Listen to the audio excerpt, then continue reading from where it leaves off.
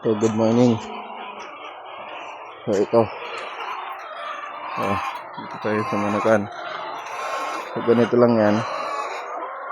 Ganitong oras, alas 6 ng umaga, dapat iwasan natin yung papasok dito para hindi maistorbo ang pangitlog ng ating mga RTL. So, ang kalakasan ng itlog nila is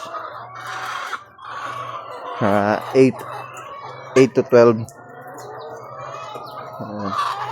Kaya mga 11 harvest kami. Harvest kami pag 11. Tapos harvest naman kami pag hapon. Ito. Check natin kasi masyadong may mga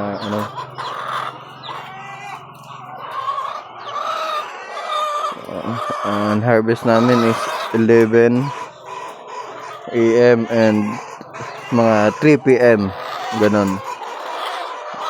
Pero ang kalakasan ng itlog nito 8 to 12. Dami na yun.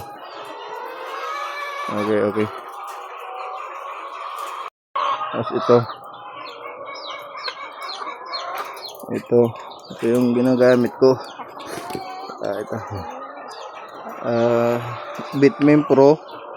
Tapos nung nakaraan lagay kami ng Sulfur QR kasi yung manok dito tulad nito yung butlig may damage kaya nag-antibiotic kami.